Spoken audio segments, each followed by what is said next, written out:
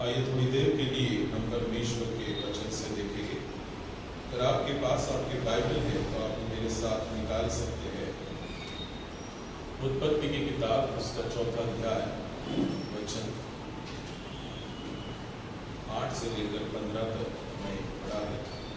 उत्पत्ति की किताब, उसका 4था अध्याय, वचन 8 से लेकर 15 तक।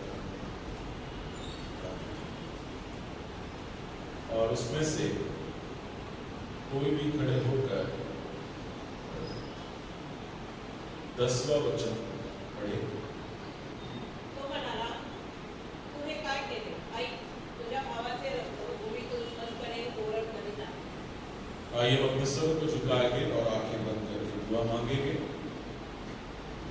धन्यवाद देते परमेश्वर आज के इस वक्त के लिए जो वक्त आपने दिखाया है, ताकि हम सब मिलकर आपके नाम की हम स्तुति करें। मैं नहीं बल्कि आपकी आत्मा आपके लोगों से उनकी जरूरत के अनुसार बात करें। सब कुछ हम आपके खुदा यीशु मसीह के नाम से मांग समर्पित कर आमीन। परमेश्वर का धन्यवाद हो आज के इस सुबह के वक्त के लिए। आज जो गद्यांश हमने पढ़ा है वो आपने सुना है कि उत्पत्ति की किताब, उसका 4था अध्याय, वचन 8 से लेकर 15 तक हमने पढ़ा है, पर मैं अलग अलग भागों से आज आपसे बांटना चाहूंगा। आज मैं आपसे बात करूंगा 5 लोगों के जीवन से, या 5 ऐसे समूह है या व्यक्ति है उनके जरिए से मैं बात करना चाहूंगा।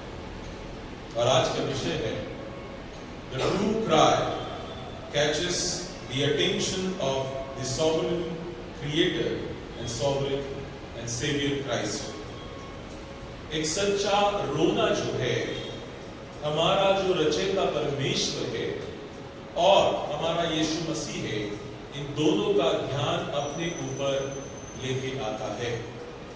विषय है the true cry catches the attention of the sovereign creator and saviour Christ. Hindi में इसका अनुवाद होगा, एक सच्चा रोना जो है वो हमारा रचयिता परमेश्वर और हमारा उद्धारकर्ता यीशु मसीह, इन दोनों का ध्यान अपने ऊपर ले आता है। क्या आप विश्वास करते हैं जब हम रोते हैं, when we cry, हम जब सच में जब रोते हैं, तब वो परमेश्वर क्या हमारे रोने को सुनता है? You believe that? आपका विश्वास है? जब हम सच में रोते हैं, सच में रोना और झूठ फूट का रोना, उसमें बहुत फर्क है। हेलो, सुन रहे मेरी बात को? जब सच में रोगे तो परमेश्वर का ध्यान अपने ऊपर जरूर लेके आओ। एक वेरी सिंपल एग्जाम्पल, सबसे सरल एग्जाम्पल। बारतिमय जब रो रो के चिल्ला रहा था, इतने भीड़ होने के बावजूद भी, तब परमेश्वर मतलब यीशु मसीह का ध्यान उसके ऊपर गया और उसने कहा कि उसे मेरे पास लेके आ। पता है आपको? इस गद्यांश को पता है? इसका मतलब क्या है कि जब हम पूरे मन से परमेश्वर की दुहाई देते हैं, पूरे मन से जब हम रोते हैं, तो परमेश्वर का ध्यान हम अपनी ओर जरूर लेते हैं। अब और एक सरल विधि में आपको बताऊंगा कि मान लो घर में बच्चा है और उसे कुछ चाहिए, और बहुत सारे बच्चे हैं, और जिसको चाहिए वो क्या करता है? जोर जोर से रोता है, ताकि उसकी मम्मी का ध्यान, जो उसकी माँ का ध्यान उसकी ओर चला जाए और उसकी माँ जो है उसे। The same thing is in our Christian life. हमारे मसीह जीवन में भी ऐसा ही है। हमारा परमेश्वर जब हम रो के उसको दुहाई देते हैं तो वो हमारा रोना जरूर सुनता है। 5 लोगों के बारे में आज हम बात करेंगे, जिसमें से पहला व्यक्ति है एबल्स क्राई। हाबिल जो था उसका रोना। आप निकालिए मेरे साथ उत्पत्ति की किताब, उसका 4था अध्याय, उसका 10वां वचन। कोई भी पढ़िए वापस। तो म्हणाला, मला ठाऊक नाही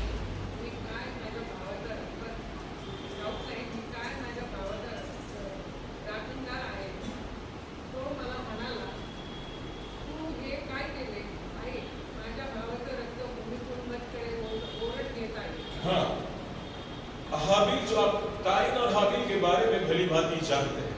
हाँ, जानते हैं आप सब। हाबिल क्या कर रहा था? हाबिल का ये क्या था, व्यवसाय क्या था हाबिल का?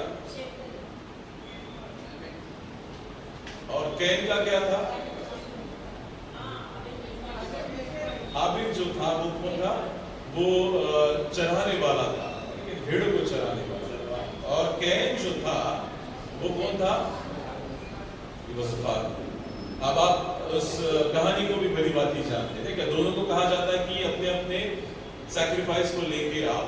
और परमेश्वर जब हाबिल का उस अर्पण को ग्रहण करता है तो कैन गुस्सा हो जाता है, और वो गुस्सा किस में बदल जाता है? अपने भाई को मार देता है। पर कहानी यहां पे नहीं खत्म होती। Story doesn't stop here, it continues with the wrath of God. परमेश्वर का क्रोध आ जाता है किसके ऊपर? कैन के ऊपर। व्हाई? क्यों? क्योंकि हाबिल जो है, परमेश्वर कहता है उसका लहू जो है भूमि से चिल्ला रहा, इट्स क्राइंग टू मी। मेरे पास वो रो रहा है कि मैंने क्या ऐसा गलत किया था कि मेरे भाई ने मुझे मार दिया है। वो रो रहा है। परमेश्वर का वचन कहता है जब वो रो रहा था तो परमेश्वर ने उसके रोने को सुना है। God heard it। आप जब अपने जीवन में बहुत अच्छी तरीके से चल रहे हैं, आप सबके साथ आपका व्यवहार अच्छा है, everything is good, you are behaving good with others, आप दूसरों के साथ अच्छा व्यवहार करते हैं, उसके बावजूद भी जो दूसरों से आपको जैसा मिलना चाहिए वैसा नहीं मिलता है, and then we cry to God, God will definitely listen our cry। जब हम लोगों के साथ अच्छा बर्ताव करते हैं, उसके बावजूद भी लोग हमसे अच्छा बर्ताव नहीं करते हैं, और उस वक्त जब हम रो के परमेश्वर को दुहाई देते हैं, परमेश्वर हमारे रोने को जरूर सुनता है, हमारे जीवित रहते हुए भी और हमारे मरने के बाद भी। आमीन। लिखा है बाइबल, लिखा है मरने के बाद उसका लहू भूमि से चिल्ला रहा था। So the first thing is Abel's cry, crying even after the death। उसके मृत्यु के पश्चात उसका रोना परमेश्वर ने सुन लिया है। मेरे प्रियो, आज मैं आपसे कहना चाहूंगा, आज का विषय ये है, the true cry catches the attention of the sovereign creator and the savior Jesus Christ। हमारा सच्चा रोना जो है वो उस परमेश्वर जो रचयिता है और यीशु मसीह जो है उसका ध्यान अपनी ओर केंद्रित कर लेता है, उसकी ओर ले लेता है। सच्चा रोना, हाबिल का रोना सच्चा था मेरे प्रिय, इसलिए परमेश्वर ने वो मरने के बाद भी कहा कि उसका लहू जो है वो चिल्ला चिल्ला कर दुहाई दे रहा है। What we can learn from this, हम इससे क्या सीख सकते हैं? जब आपके जीवन में कुछ ऐसी परिस्थिति है, जिन लोगों से आप प्यार करते हैं, फिर आपका भाई हो, बहन हो, आपके कलीग्स हो, आपके काम के लोग हो, जिन लोगों से आप बहुत प्यार करते हैं, वही लोग जब आपको धोखा देने के लिए तैयार हो जाते हैं, तो परमेश्वर से रो रो के परमेश्वर को दुहाई दो, परमेश्वर को कहो ये सभी बातें। परमेश्वर जरूर उसमें फल निकालने वाला परमेश्वर। हम ये प्रार्थना नहीं करेंगे कि परमेश्वर ये फलाना व्यक्ति मुझे बहुत तकलीफ दे रहा है, ये मर जाए, मिट जाए, ये कभी ना दिखे, ऐसा नहीं है। I will pray for him, मैं उसके लिए प्रार्थना करूंगा तो उसके जीवन को बदल दे, ताकि उसका जीवन दूसरों के लिए भी आशीष का कारण होने पाए। That is the Christian attitude, not to destroy, but to build life। कोई मर मिट ना जाए, बल्कि उसको उद्धार प्राप्त होने पाए। अगर आपके जीवन में मुझे पता है कि हमारे जीवन में कोई एक व्यक्ति ऐसा जरूर है जो जरूर आपको एक तकलीफ देने वाला होगा। हेलो, सही है? ऑफिस जैसे जाओगे और जैसे ही उस व्यक्ति को देखोगे, आपका दिन जो है पूरा खराब हो जाए। हॉस्पिटल में इन दिनों में, पिछले हफ्ते में बहुत हॉस्पिटल में था, मेरी पत्नी और मेरा बेटा जो है दोनों बीमार थे, तो बार बार मैं हॉस्पिटल में जाना और आना ऐसा चल रहा था। तो वहां पे जब वो रेड बेल्ट वाले मैम को देखते हैं तो जो बाकी के लोग हैं इतना डर जाते हैं। हालांकि अगर वो अच्छे हैं, नर्स जो है या डॉक्टर है जो ब्रदर है, तो उनको देख के खुशी भी हो जाती है, अरे मैम आ गए, अभी सब संभाल लेंगे। कभी कभी क्या होता है, संभाल नहीं पाते हैं सब वाले, पर उनको देखते ही क्या लगता है कि वो सब संभाल लेंगे। और कभी कभी ऐसा होता है कि मेट्रन मैडम इतनी सख्त होती है कि जब जैसे ही एंटर किया वार्ड में तो सब डर जाते हैं, ये आ गए, और एक ही आवाज लगा, सेम टीचर है, प्रोफेसर है, जैसे ही क्लास में एंटर करेंगे, अच्छा प्रोफेसर है तो बहुत खुशी होगी, यस आज कुछ ना कुछ अलग सीखेंगे प्रोफेसर, और वही घिसा पिटा है तो यार आ गए, बहुत ये बोल करेंगे। तो हमारे जीवन में ऐसे कोई ना कोई लोग जरूर होते हैं। परमेश्वर का वचन कहता है उन लोगों के लिए आप ऐसा मन मत रखो कि ये मर जाए मिट जाए, पर उनके लिए प्रार्थना करो। कैन और हाबिल सगे भाई, पर कैन के मन में उसके भाई के प्रति घृणा आई और उसने उसको मार दिया, और जब ये रोता है परमेश्वर उसका जरूर सुनता। Now what we can learn from this particular passage is, अगर हम इस प्रकार के परिस्थिति में हैं, हमारे अपने लोग जब हमें दुख देते हैं, तकलीफ देते हैं, तो उस वक्त उनके नाश के लिए प्रार्थना नहीं करो, बल्कि परमेश्वर को दुहाई दो, परमेश्वर को प्रार्थना करो, परमेश्वर तुम्हारे जीवन में जरूर कार्य करने वाला है। आमीन।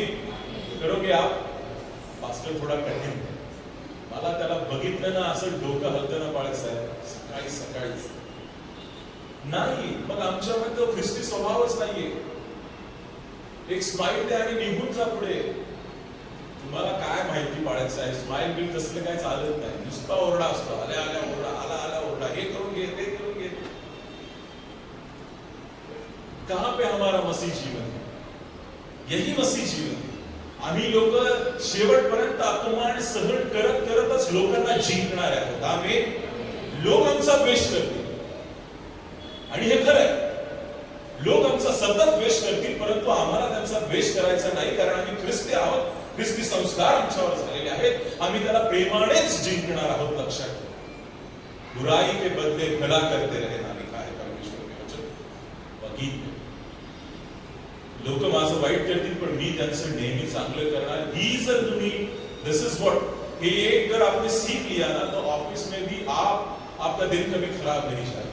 आप प्रेम से रहो, प्यार से रहो, कितना भी उनको तकलीफ देने दो, एक दिन वो बंदा जरूर आएगा आपके पास, वो व्यक्ति जरूर आएगा, और वो कहेगा कि सचमुच मैंने तुझे इतना तकलीफ दिया, और इसके बावजूद भी तूने मुझे कभी ऐसा गलत बात नहीं किया। कल मैं जब औरंगाबाद से आ रहा था, तो मेरे गाड़ी में हमारे रिश्तेदार बैठे थे, और वो घाटी हॉस्पिटल जो है, जैसे आपका वाईसीएम हॉस्पिटल है, औरंगाबाद में घाटी हॉस्पिटल है, और वहाँ पे वो इंचार्ज करके काम कर रहे थे। और उन्होंने कहा कि बासु साहब, मैंने अपने जीवन में जब मैं थी, तभी मैंने इंचार्ज होने के बावजूद भी किसी को डांटा नहीं था, मैं सबसे प्रेम से बात करती थी। और एक होता था कि उनके कुछ इंसेंटिव्स है, वो उन्हें टाइम पे नहीं मिलते थे, तो वो इंसेंटिव्स मिलने के लिए उन्हें कुछ ऑफिसर को देना पड़ता था कि भाई मेरा वो निकालो बिल, मेडिकल का बिल निकालो, ऐसा बोल रहे थे। तो ऑफिसर को जाके मिलना, और उसमें ऑफिसर कुछ देगा। तो ये उन्होंने कहा, मैंने वैसा कभी नहीं किया। मैं एकदम सामने गई और कही कि मेरा जो बिल है वो जल्दी निकालो। और ये जो क्लर्क और जो ऑफिसर है, दोनों बोले, हंसने लगे, और उनको पता नहीं शायद कि ये नर्स को पता नहीं कि उन्हें कुछ देना पड़ता है। और वो उन्होंने कहा कि मैंने ये बातों में कभी नहीं अपने आप को ये किया, पर she was very straight forward, बहुत स्ट्रेट फॉरवर्ड। और जब सामने वाले को पता चला कि ये ऐसी औरत नहीं है जो हमें थोड़ा बहुत दे के हम इसका मेडिकल बिल निकाले, तो उन्होंने सामने वाले क्लर्क को कहा कि जब ये नर्स आएगी तो उसको कभी नहीं रोकना है, ये बहुत स्ट्रेट फॉरवर्ड है, ये इसे दूसरा कुछ बातें नहीं चलती। सो ठीक है, हम क्या सीख सकते हैं इससे कि हम अपने जीवन में अगर सही है, तो ये दुनिया के लोग जो है हमें कभी भी हमारे ऊपर हावी नहीं हो सकते। हम ही अगर वैसे है तो फिर हम बोल नहीं सकते। हाबिल और कैन जो है, इसके जीवन में हाबिल का रोना परमेश्वर जरूर सुनता है। दूसरी बात, हजीरा मराठी मध्ये हागार, हजीरा और उसका बेटा। आप जानते ना, मैंने पिछले बार भी उसकी कहानी को बताया। हाजिरा जो है अब्राहम कहता है कि तू चली जा, हाँ, तू अपने बेटे को लेके चली जा। मुझे दुख होता है ये क्या है, पर आगे वाला वचन कहता है कि परमेश्वर ने कहा जाने दे इसको। हेलो, एक मानव होने के जब एक मनुष्य होकर हम सोचते हैं तो हमें बुरा लगता है कि कैसा एक व्यक्ति जो है बच्चा होने के बाद अपने पत्नी को और बच्चे को कहे कि तू चला जा, क्योंकि सारा को अभी बच्चा होने वाला है कि सारा को बच्चा हुआ होगा और फिर वो कहता है कि चला जा। ये हमारा जो when we see from the human perspective it's very hard to understand, उसको समझना बहुत ही कठिन है। पर परमेश्वर का वचन कहता है, आगे वाले वचन में लिखा है कि तू उसे जाने दे क्योंकि मेरे पास उसके लिए कुछ अलग योजना है। Now listen carefully, हागार का उस मरुभूमि में रोना परमेश्वर सुनता है। Now God listens, परमेश्वर उसके बच्चे का रोना और हागार का रोना जरूर सुनता है। The second thing is Hagar and her lad's cry, and when she was alone, ये तो रोना अलग अलग रीति का होता है। पहला हाबिल जो है उसका रोना भूमि से निकल रहा था परमेश्वर के पास ना। अभी हाजिरा जो है हगार जी आहे ती एकटी आहे, तिचा मुलगा आणि ती दोघं त्या बाळवंटामध्ये एकटे आहे। Now she is alone but still she is crying to Lord. उसके बावजूद भी वो परमेश्वर को दुहाई देती है, चिल्लाती है। आप निकालिए मेरे साथ उत्पत्ति की किताब इसका 21वां अध्याय और 16वां वचन। 21 अध्याय और उसका 16 वचन, वहां पर इस तौर से लिखा हुआ है, और आप भी उससे तीर भर के टप्पे पर दूर जाकर उसके सामने यह सोचकर बैठ गए मुझको लड़के की मृत्यु देखनी न पड़े। तब वह उसके सामने बैठी हुई चिल्ला चिल्ला कर रोने लगी। आप जानते हैं पानी खत्म हो गया था, उसके पास का पानी जो है खत्म हो गया था, बच्चे को प्यास लग गई थी, बच्चा मरने पर था और ये मां कहती है कि मैं उसकी मृत्यु अपने आंखों से नहीं देख सकती। तो उसने एक साइड में उसको रख दिया और हम देखते हैं कि वो परमेश्वर को रोने लगी, परमेश्वर के पास दुहाई देने लगी। और जब परमेश्वर के पास वो रोने लगी, दुहाई देने लगी, तो परमेश्वर उसके रोने को सुन के उसके पास जरूर आता है। परमेश्वर ने उसे ऐसे ही त्याग दिया। The beauty of Bible is what? Listen, ध्यान से सुनना। तारण फक्त यहुद्यांना आहे हे खोटं आहे, बायबल नेहमी सांगते। कसं ही जी आहे हगार जी आहे यहुदी नव्हती, कोण होती? मिस्री होती, दासी म्हणून तिला आणलं। मग तुम्ही कनानी स्त्री बघा, कनानी स्त्री को देखिए, परमेश्वर ने उसको भी नहीं छोड़ा। तो परमेश्वर ने यहूदियों को भी अपनाया और अन्य जातियों को भी अपनाया। That is the beauty of the Bible. आमचा देव पक्षपात करत नाही, लक्षात ठेवा। त्याच्यासाठी सगळे एक आहेत, लक्षात ठेवा। या पृथ्वीवर पण आज पण वेगवेगळ्या आम्ही वेगवेगळ्या विश्वासाचे असो, धर्माचे असो, परमेश्वर सगळ्यांवर प्रेम करतो, म्हणजे करतो, हे लक्षात ठेवा। इसके बावजूद भी परमेश्वर प्रेम करता है। और इसके सभी के बावजूद हागार जो है उस मरुभूमि में अकेली है, उसको पता है मेरे साथ कोई नहीं है। वो रोने लगती है, परमेश्वर को दुहाई देती है और परमेश्वर का दूत नीचे उतर आता है और उससे वो बात करने लगता है। परमेश्वर के वचन में लिखा है, परमेश्वर ने उसके लड़के की सुनी और उसके दूत ने स्वर्ग से हाजिरा को पुकार कर कहा, हे हाजिरा, तुझे क्या हुआ? मत डर, क्योंकि जहां तेरा लड़का है वहां से उसकी आवाज परमेश्वर ने सुन पड़ी है, परमेश्वर को सुन पड़ी। उठ, अपने लड़के को उठा और अपने हाथ में संभाल, क्योंकि उसके द्वारा एक बड़ी जाति बनाऊंगा। व्हाट? क्या लिखा है? परमेश्वर ने तेरे और तेरे बच्चे के रोने को सुना है। सुना आपने? When you are alone, ध्यान से सुनना। जब आपके जो अपने कहने वाले हैं, अगर आपके साथ नहीं है, आप अकेले हैं, and then you cry, आप अकेले होते हुए जब रोते हैं परमेश्वर के पास, परमेश्वर अपने दूत को जरूर भेजता है। आमीन। तुम्हाला वाटत असेल जीवनात तुम्ही एकटे पडलेले आहात, घाबरू नका, रडून देवाकडे प्रार्थना करा। देव तुमच्या मदतीसाठी पाठवणार म्हणजे पाठवणार, मदत देवाकडून येणार म्हणजे येणार।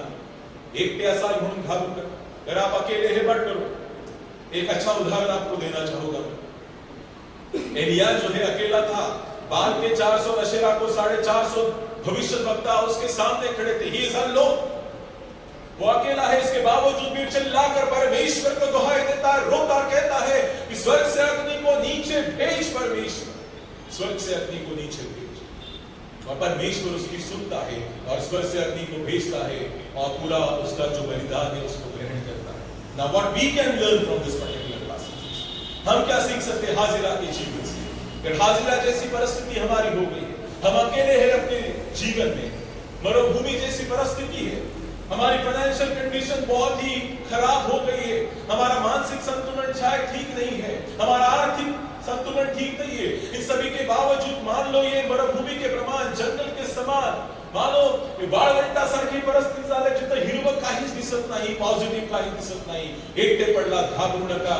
देवाचं वचन सांगतात त्यावेळेस देवाला रडून तुम्ही प्रार्थना करा, देव तुमचं ऐकल्याशिवाय राहणार नाही। When you are alone you cry unto the Lord and Lord will listen to you।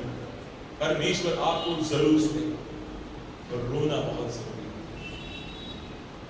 रोना बहुत जरूरी है। तीसरी बात जो है, पहला देखा हमने हाबिल जो है उसका लहू जो है धरती से चिल्लाता है, दूसरी बात हाजिरा जो है अपने बच्चे के लिए और अपने खुद के लिए वो रोने लगती है, और तीसरी बात जो है the covenant communities cry।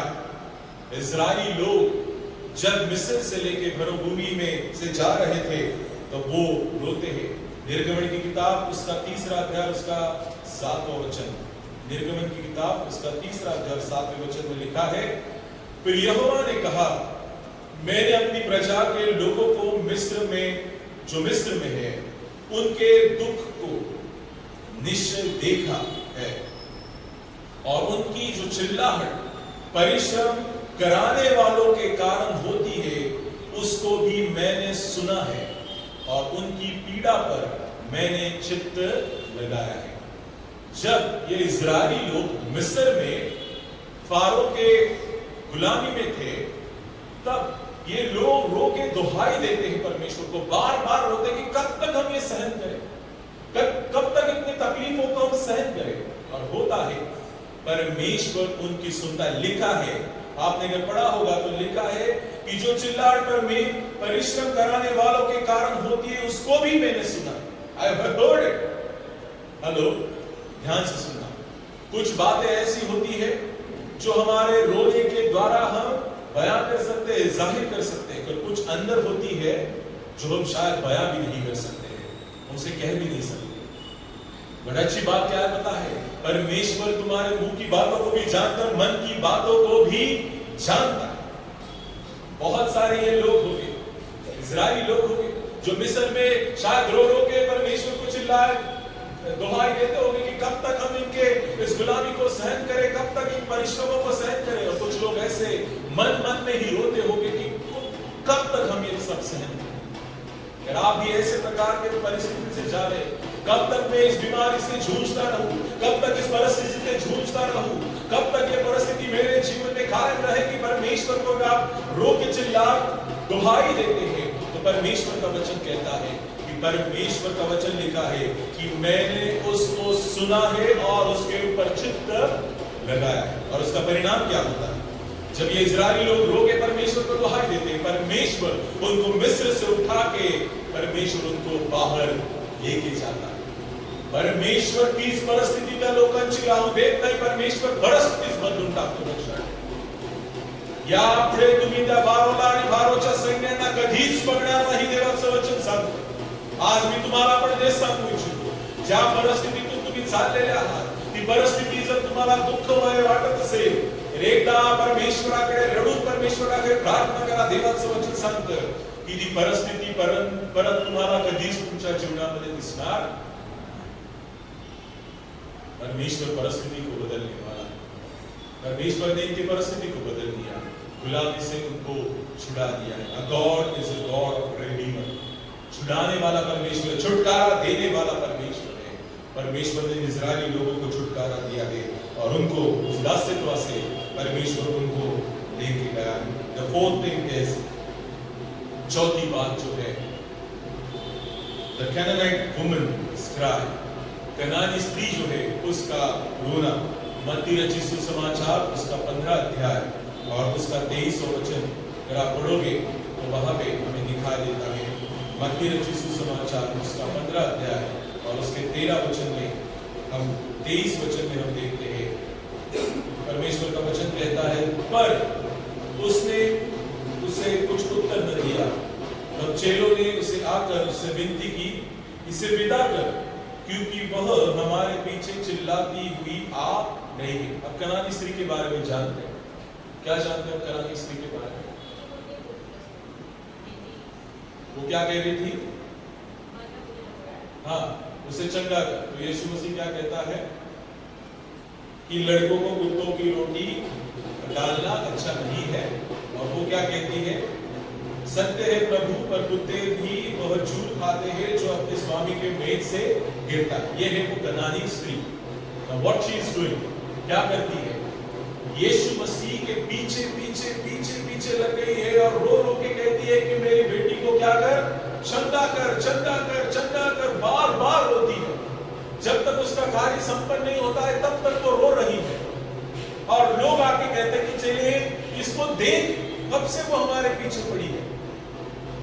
और फिर जिस प्रकार से वो कथन करती है, यीशु मसीह आखिर पर कहता है, यीशु ने उसको उत्तर दिया, हे स्त्री तेरा विश्वास बड़ा है, जैसा तू चाहती है तेरे लिए वैसा ही। आमीन। रो रही है। अब वो किसके सामने रो रही है? शी इज कनानाइट, वो कनानी स्त्री है। किन लोगों के सामने रो रही है? यहूदियों के सामने रो रही है। ये भी मैं बता रहा हूं, हाबिल जो है उसका रोना भूमि से निकल रहा है। हगार का रोना जो है अकेले में है, अकेले में रो रही है, परमेश्वर को दुहाई दे रही है। ये जो इजरायली लोग है समूह में एक होके क्या कर रहे हैं? रो के परमेश्वर को दुहाई दे रहे हैं। और ये चौथी बात है, ये स्त्री जो है पराये लोगों के सामने यीशु मसीह के बारे में दुहाई दे रही है। और वो क्या कर रही है? चिल्ला रही है। She is crying unto the Lord. और उसका उत्तर क्या होता है? कहता है कि तेरा विश्वास बड़ा है। Now where it connects to our lives, कहां पे ये हमारे जीवन में ताल्लुक रखता है? हमें अपने जीवन में अब कितनी भी प्रार्थना करें, रोए चिल्लाए, जब आपको उत्तर नहीं मिलेगा, डिस्करेज नहीं होना है, वापस प्रार्थना करना है। डिस्करेज नहीं होना है, वापस प्रार्थना करना है। डिस्करेज नहीं, निराश नहीं होना है, वापस प्रार्थना करना है। एक दिन होगा, परमेश्वर कहेगा तेरा विश्वास बड़ा है, जा तू जैसा चाहता है वैसा ही तेरे साथ हो। कंटिन्यूटी, निरंतरता होनी चाहिए। रोने में भी निरंतरता होनी चाहिए। स्तुति में निरंतरता होनी चाहिए, धन्यवाद देने में निरंतरता होनी चाहिए। वैसे हमारे रोने में भी निरंतरता होनी चाहिए, जो परिणाम क्या लेके आएगा कि हमारे विश्वास के द्वारा परमेश्वर हमें प्राप्त करेगा। ये रोई चिल्लाए परमेश्वर ने उसको सुना। और आखिरी की बात है मरियम का रोना।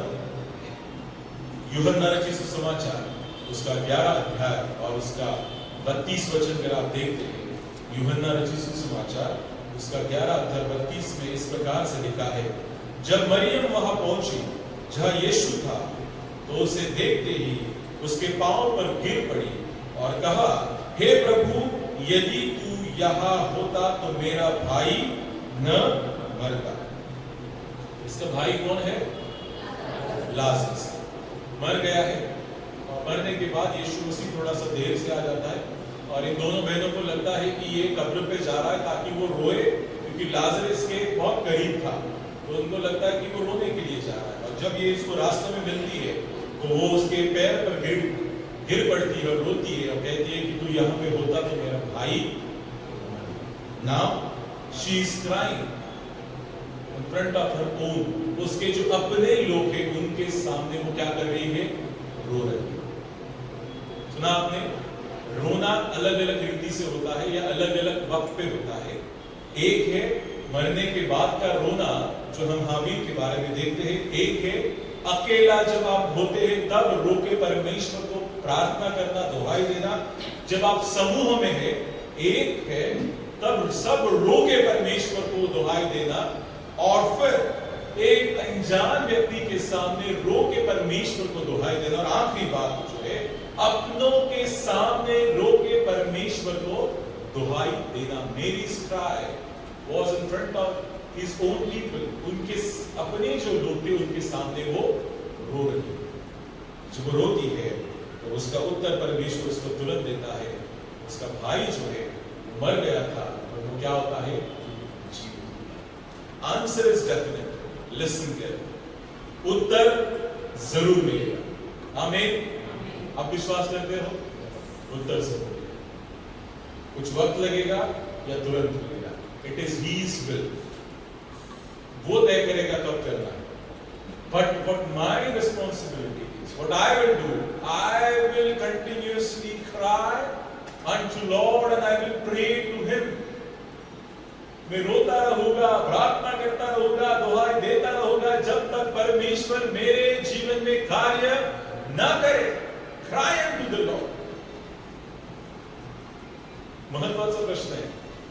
मैं इतना सारा आपको बता चुका हूं, पर मैंने ये नहीं पूछा आपको कि क्या आप कभी रोते हैं परमेश्वर के सामने? रोते आप कभी?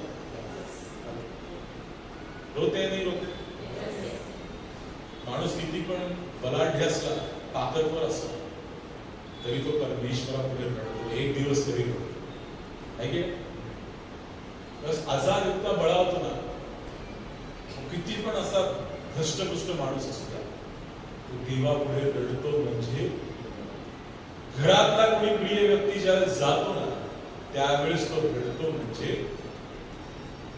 और रोना अच्छा है, समझ रहे मेरी बात को? आप साइंटिफिकली भी अच्छा है।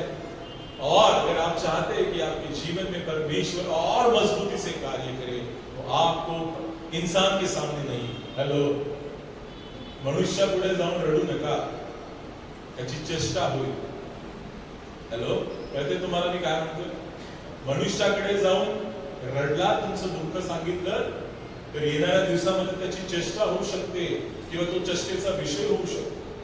परंतु परमेश्वराकडे ज्यावेळेस रडाल, परमेश्वर तुमचं रडणं ऐकून त्या प्रत्येक गोष्टी तुमच्या जीवनात करणार आहे ज्या उद्देशाने तुम्ही परमेश्वराकडे रडता। इंसान के सामने नहीं, किसके सामने रोना है? परमेश्वर। रोगे आप? हेलो, आप कहोगे कि क्या आज का सर्मन का पास्टर कह रहे हैं कि रोज आके रड़ा, और अलग अलग रीति से रोना है, ठीक है? कभी आप अकेले हैं, ठीक है, अकेले हैं तो रो के परमेश्वर को दुहाई। समूह है, now we are in the group, है कि? मान लो हम कौन है? वो इजरायली लोग हैं जो मिस्र में फंसे हुए हैं, तो संख्या में बहुत है। हम एक संख्या में होके भी रो के परमेश्वर को दुहाई दे सकते। एस्तेर को देखो, जब उसने फरमान निकाला कि सब रो के क्या करना है, उपवास करना है, सब रोने लगे, सबने उपवास किया, परमेश्वर ने उनके विनती को सुना। एज अ चर्च, एक कलीसिया होने के नाते जब हम रोएंगे, परमेश्वर उस व्यक्ति को जिसके लिए हम प्रार्थना कर रहे, परमेश्वर उसके जीवन में जरूर कार्य करने वाला। As a group we can cry.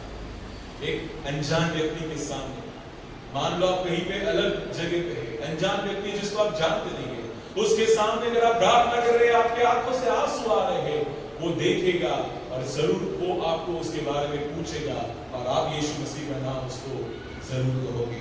और आखिरी बात है, अपने लोगों के सामने भी हमें रोना बहुत जरूरी है। दोन उद्देशाने त्यांना कळालं पाहिजे माझं दुःख काय, आपल्या लोकांना पण दुःख कधी कधी कळत नाही, हमारे लोगों को भी वो दुख नहीं समझ पाता, तो उनके सामने भी रोना। ठीक है, आज पता चला आपको थोड़ी बहुत बातें। हाँ, रोना रोना अच्छा है, दाग अच्छे हैं, टेलीविजन पे आता है, सर्फ एक्सेल है ना, है कि नहीं? तो रोना अच्छा है क्योंकि परमेश्वर है ना, है कि हम भी बनाएंगे इसको, मन हल्का हो। हाँ, मन तो हल्का होगा, पर उससे अच्छा क्या है, परमेश्वर हमारे साथ है जो हमारा रोना सुनता है। मन तो हम इंसान के सामने भी हल्का करेंगे, पर उससे कुछ प्राप्त नहीं होगा। When we cry unto the Lord, देवाकडे रडला ना, तेव्हा लक्षात घ्या की तुमचे देवाचं वचन काय सांगतं, तुमचे प्रत्येक आश्रू देवाने आपल्या बुद्धीत साठवून ठेवले आहे। आमेन। देव वाया जाऊ देणार नाही, लक्षात ठेवा। जेवढ्या त्रासात तुमचे आश्रू निघतील, देव ते सगळे साठवून ठेवतील आणि एक दिवस त्याचा हिशोब जरूर परमेश्वर घेणार, म्हणजे घेणार। तुमचं रडणं पण व्यर्थ जाणार। तुम्हाला वाटत असेल इतक्या दिवसापासून रडतोय, कोणी माझ्याकडे बघत नाही, कोणी लक्ष देत नाही, घाबरू नका, देव तुमच्या पक्षाचा आहे. आमेन. देव तुमच्या पक्षाचा आहे, देव तुमच्या बरोबर आहे.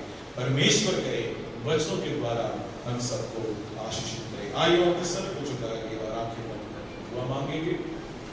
धन्यवाद देते परमेश्वर आज के इस वक्त के जो वक्त आपने दिखाया ताकि हम सब मिलकर आपके नाम की हम को सुनाएं. आज के इस कलाम के द्वारा हमें परमेश्वर आपने आशीषित किया, इसके बाद इस बात के ऊपर हम विश्वास करें. हमें ऐसा मन दीजिए परमेश्वर. हम अकेले जब हैं तो भी हम रोते हुए आपको दोहाई, हम जब समूहों में हैं तब भी हम रो के आपको दोहाई, हम अन्य लोगों के सामने तभी भी हम रो के आपको दोहाई दे, अपने लोगों के सामने हम रो के परमेश्वर आपके नाम को दोहाई दे. ऐसा मन हमें दीजिए ताकि हम अपने रो के अपने दुखों को आपको प्रकट करने वाले बनने का. और हम विश्वास करते हैं हमारा रोना ऐसा ही नहीं जाएगा, क्योंकि उसका उत्तर आप आने वाले दिनों में जरूर देंगे. मैं प्रार्थना करता हूँ परमेश्वर, यहाँ पे मौजूद एक व्यक्ति, शायद यहाँ पे बहुत सारे व्यक्ति हैं जो अपने मन के दुख को शायद बता नहीं सकते हैं, बयान नहीं कर पाए, पर उनके मन में बहुत सारा दुख है परमेश्वर. आप उनके मन के दुखों को भी देखिए और उनके आंसुओं को भी देखिए परमेश्वर, और हर एक के जीवन में आने वाले दिनों में कार्य कीजिए. आज के कलाम को आपके हाथ में, आज के कलाम के द्वारा सिर्फ आप और आपको ही महिमा मिलने का परमेश्वर. ये सब कुछ हम आपके लिए खुदा यीशु मसीह के नाम से मांगते सुनो कर. आमीन.